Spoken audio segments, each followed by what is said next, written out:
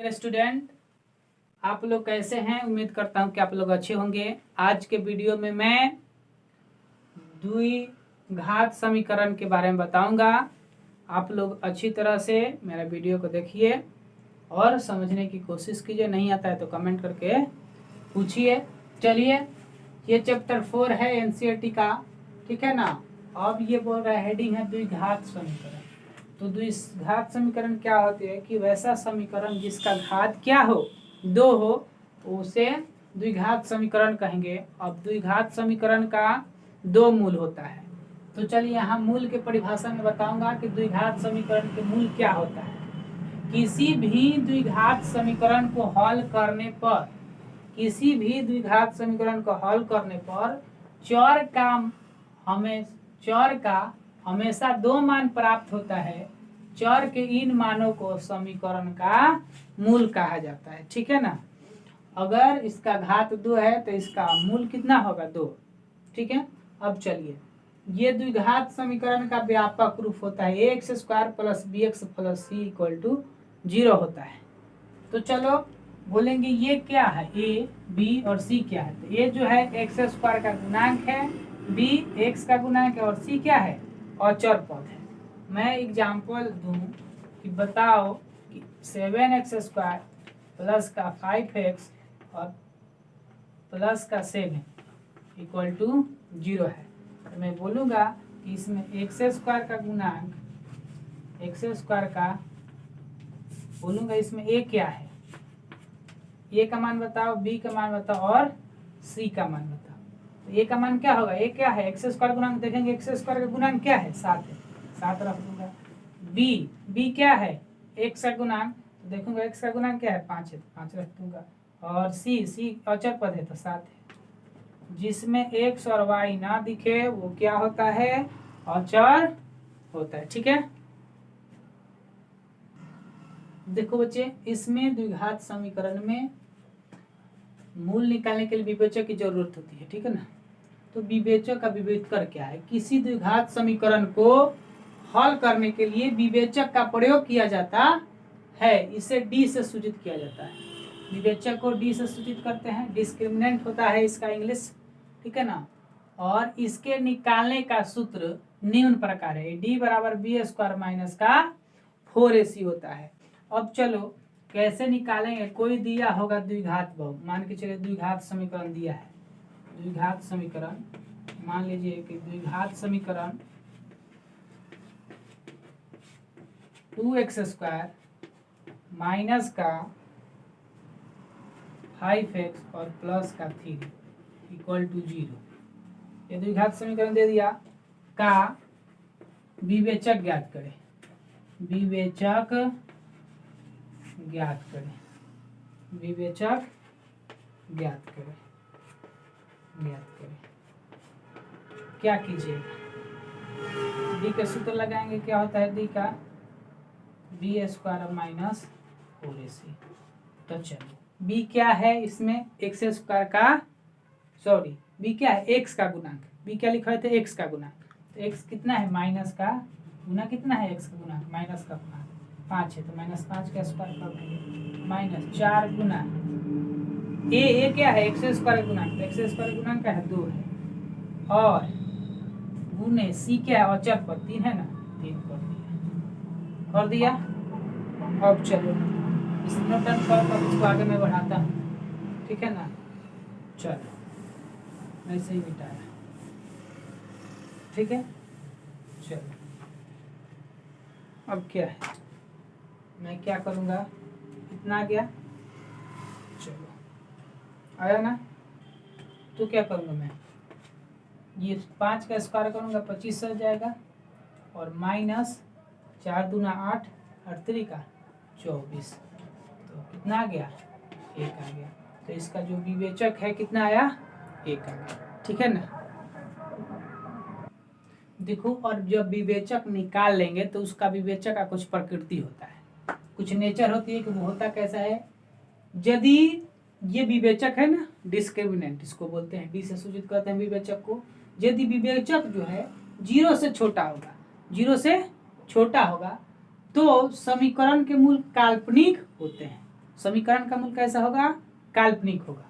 और यदि डी 12 हो 0 से तो समीकरण के मूल वास्तविक एवं असमान होता है, ठीक है ना। तो उस स्थिति में सूत्र क्या होता है, क्योंकि द्विघात समीकरण के दो मूल अल्फा और बीटा होते हैं, तो अल्फा का सूत्र क्या होगा, माइनस का बी और प्लस √(d/2a। बोलिएगा सर डी क्या है, तो डिस्क्रिमिनेंट जो निकालेंगे विवेचक, ए क्या है, x स्क्वायर का गुणांक है, और बी क्या है, माइनस और x का गुणांक है, ठीक है बी। चलिए तो beta minus B minus √(d/2a होता है। ये फॉर्मूला हो जाता है कब, जब डी 12 होगा 0 से, ठीक है ना।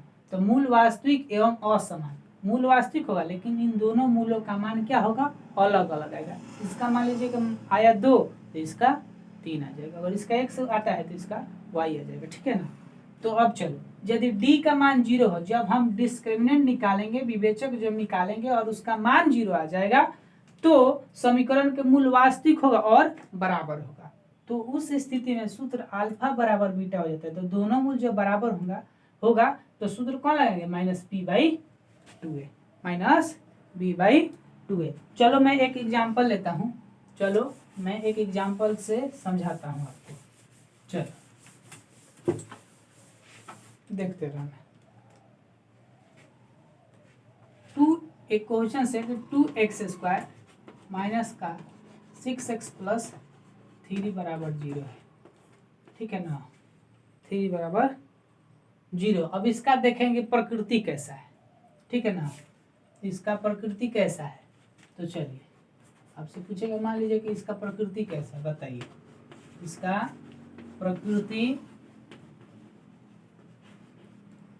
कैसा है, प्रकृति कैसा है। तो प्रकृति जानने के लिए अभी मैंने दिखाया कि किसी की प्रकृति, इसकी प्रकृति, द्विघात समीकरण की प्रकृति जानने के लिए हम विवेचक निकालेंगे, ठीक है ना।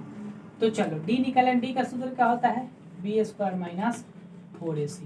तो b के स्थान पे क्या है, देखो माइनस का 6 है ना, माइनस का 6 का स्क्वायर कर दो, -4 गुना a के स्थान पे क्या है, x² गुना 2 है, 2 है 2 कर दिए गुना, ये क्या है, c का स्थान पर 3 है। देखते हैं ये 36 और माइनस 4 दूना 8 3 के 24, ठीक है ना, कितना आ गया, 4 दूना 8 3 का 24 आ गया, ठीक है। और माइनस करेंगे, बचेगा कितना, 12 आया, 12 ना।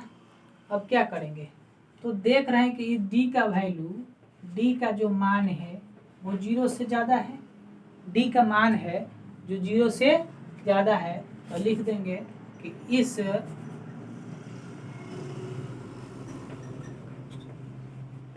द्विघात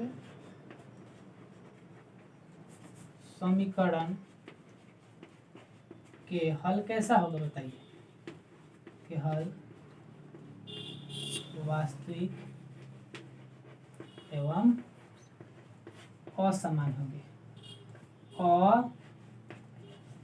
असमान होंगे, असमान होंगे, ठीक है ना, असमान होंगे। ये प्रकृति हो गया। अब आपसे ये क्वेश्चंस कहता कि आप इसका प्रकृति भी ज्ञात कीजिए तथा मूल भी ज्ञात कीजिए। इसमें ऐड कर देता, मूल भी ज्ञात कीजिए, ठीक है। आपसे ऐड कर देता कि मूल भी ज्ञात कीजिए और इसका प्रकृति भी ज्ञात कीजिए, ठीक है ना। तो प्रकृति मैंने तो जांच लिया, अब क्या करूंगा कि इसको मैंने अल्फा बीटा के सूत्र पर लगाऊंगा। चलो इसे नोट डाउन करो, तब तक मिटाता, ठीक है ना। मिटाया, इसको याद रखना, डी का वैल्यू 12 आया है ना। चलो तो सूत्र है कि अल्फा बराबर माइनस का बी और प्लस का √d/2a। अब चलो बी का मान कितना है, माइनस का 6, और ये माइनस का सूत्र का माइनस है, x का गुना है -6, और प्लस √d कितना है 12, और बट्टा 2 गुने कितना है, a 2 है। चलिए यहाँ 6 और प्लस इसका जब रूट हटाएंगे तो हटेगा तो कितना होगा, 2 गुने 3 कर सकते हैं 9, और बट्टा का ये 4, कितना आ जाएगा 6 + 2√3/4। ये क्या आ गया, अल्फा का मान आ गया। अब क्या करेंगे, आप चाहें तो इसमें कॉमन कर सकते हैं 2 को, तो 3 प्लस √3 और बटे में 4, ये 2 दूना 4 कट जाएगा, कितना हो जाएगा 3 प्लस √3 बटे 2 हो गया ना। ये अल्फा का मान है, बीटा का मान कैसे निकलेगा, बीटा बराबर क्या होगा माइनस का बी माइनस √d/2 है, वहीं माइनस बी माइनस का 6 है और सूत्र का माइनस है, माइनस का बी का वैल्यू क्या है मतलब माइनस का 6 है और माइनस √d का वैल्यू 12 है बट्टा 2 गुने 2, ठीक है। यहाँ प्लस 6 और माइनस 3 रूट, ये क्या हो जाएगा तो निकाले हैं तो रूट कितना है ना, तो 2√3 हो जाएगा इसका मान और बट्टा का 4, ठीक है। 2 कॉमन कर लेंगे तो 3 और माइनस √3 भाई कितना 4, तो 2 दूना 4, इसका भी मान कितना आया 3 माइनस √3 बटा 2, एक का मान आएगा प्लस में, एक का मान आ गया माइनस में, ठीक है। उम्मीद करता हूँ कि आप लोगों को समझ में आई होगी, ठीक है ना। चलो अब स्टूडेंट ये देखो कि यदि द्विघात समीकरण ax² + bx + c = 0 के रूप के मूल अल्फा बीटा दिया हो तो आपसे पूछ देगा कि ठीक है जब अल्फा बीटा दे दिया है तो मूलों का योगफल क्या होगा, मूलों का योगफल क्या होगा, तो alpha plus beta minus b/, ये होगा, ये माइनस x का गुणांक और बट्टा x² गुणांक। मैंने पिछले वीडियो में जो बहुपद पढ़ाया था ना पॉलिनोमियल, उसमें भी आप लोग ये बताया हूँ, ठीक है ना। तो चलो यहाँ भी देख लो, और मूलों का जब गुणनफल पूछेगा तो अल्फा इंटू बीटा क्या होगा c बटा ये होगा, c बटा ये, c क्या है अचर पद और बटा a क्या है x² का गुणांक है। चलो मैं अब इस पे एग्जांपल दूंगा कि एग्जांपल है कि 2x² और माइनस का 5x और प्लस 3 बराबर 0 है, बराबर 0 है। अब इसका पूछेगा कि ये द्विघात बहुपद दे दिया तो पूछेगा कि आप जो है इसका मूलों का गुणन योगफल बताइए, मूलों का योग बताइए, ठीक है। तो हम क्या करेंगे अल्फा प्लस बीटा करेंगे और जानेंगे कि अल्फा प्लस बीटा की मूलों का योग अल्फा प्लस बीटा होता है माइनस b/, ये माइनस b/, ये होता है और b क्या है तो x का गुणांक है और ये क्या है x² का गुणांक है। तो चलो देखेंगे कि यहाँ सूत्र लिख देंगे कि माइनस b/, ये होता है। अब देखेंगे कि माइनस ये सूत्र का माइनस और b कितना है माइनस का 5 है बट्टा ये क्या है x² 2 है, 2 रख दिया, ये माइनस माइनस प्लस हो जाएगा, ये 5/2 हो जाएगा, ठीक है ना। योगफल निकाल दिया।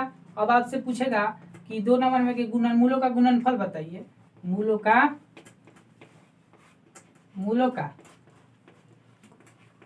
गुणनफल, तो गुणनफल क्या करेंगे अल्फा इंटू बीटा कर देंगे, अल्फा इंटू बीटा, तो c/a सूत्र क्या होता है c/a, c क्या है अचर पद और ये क्या है x² का गुणांक, तो c देखिए यहाँ पे क्या है ये 3 है c और x² का गुणांक कितना है 2 है।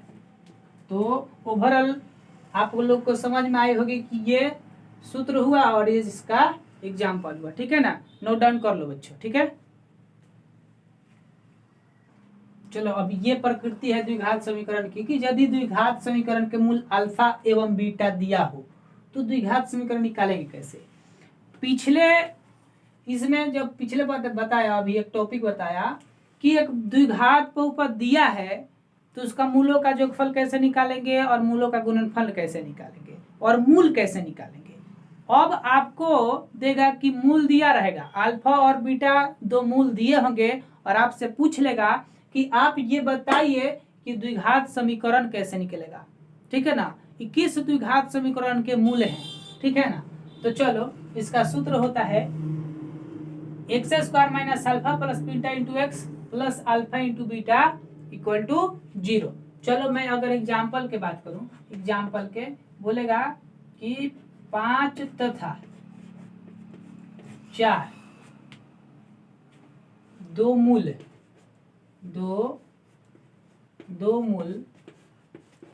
द्विघात समीकरण के हैं तो वह द्विघात समीकरण ज्ञात करें। द्विघात समीकरण ज्ञात करें।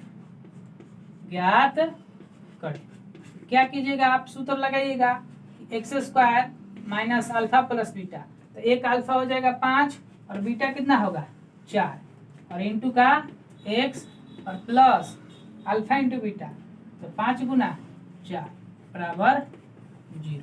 तो एक्स स्क्वायर और माइनस का 9x और प्लस का 20 बराबर 0। ये क्या हो गया, बहुपद। इसी बहुपद का ये दो मूल है। ठीक है, समझ में आया।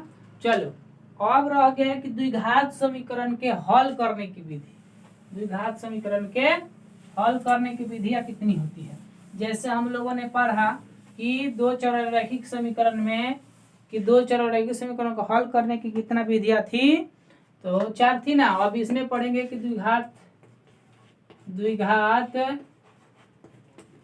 समीकरण के हल करने की विधि।